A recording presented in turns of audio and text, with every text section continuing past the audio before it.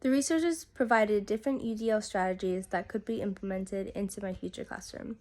One of the first resources was the article that is titled UDL versus DI, the dinner party analogy.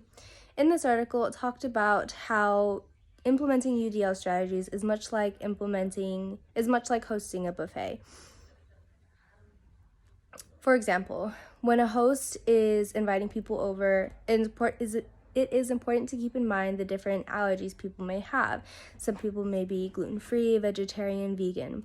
In one of the examples provided, the host attempts to meet everyone's needs by making food specific to each person. So if a person is gluten-free, they will get a meal that is gluten-free specifically. If a person is dairy-free, they will get a meal that is dairy-free specifically, and so on.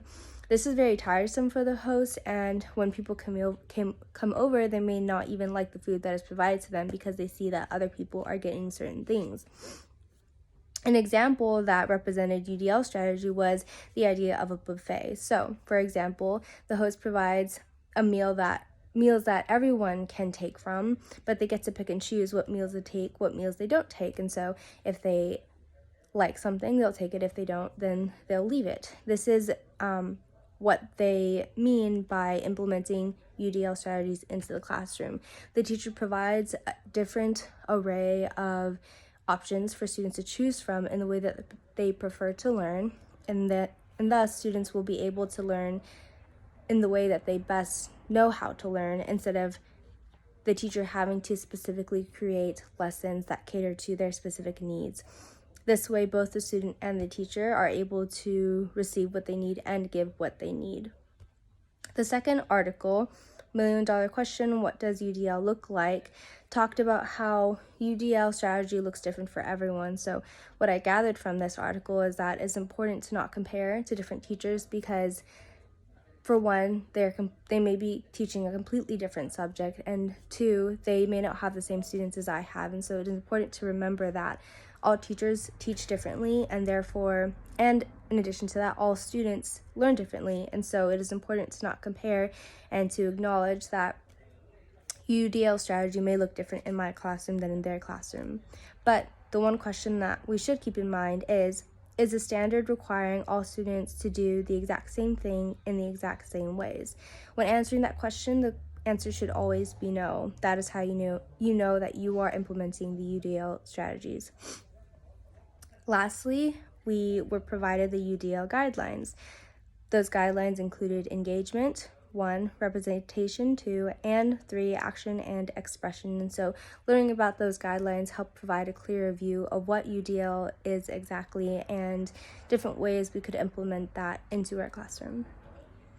So now we're going to talk about different ways that we can implement UDL strategies into the classroom. For me, because I am training to be an English teacher, there's certain amount of ways that UDL can show up in my classroom.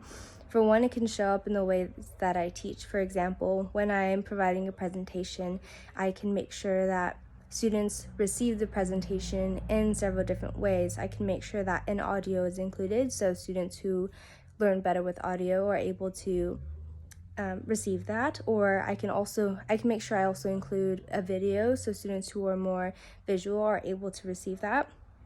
I can also be sure to include writings and drawings and things like that. When explaining things, I will make sure that students have an opportunity to read things on their own, and also an opportunity to hear it out loud, so that students who are more self-learners are able to receive that, and students who need additional help can receive that as well. Lastly, there are ways that UDL strategy can be implemented into the assignments. It is similar to that of the teaching, in that students will have different opportunities to complete assignments in different ways. For example, if students are responding to a prompt that is, what does it mean to be an American, students can respond by maybe giving an audio or giving a video entry. If they like talking and showing their body language, they may even have the opportunity to write an essay especially. Or lastly, they can even draw things or create comics that will display what it means to them to be an American. So those are the different UDL strategies I learned and the ways that I can implement them into my future classroom. Thank you.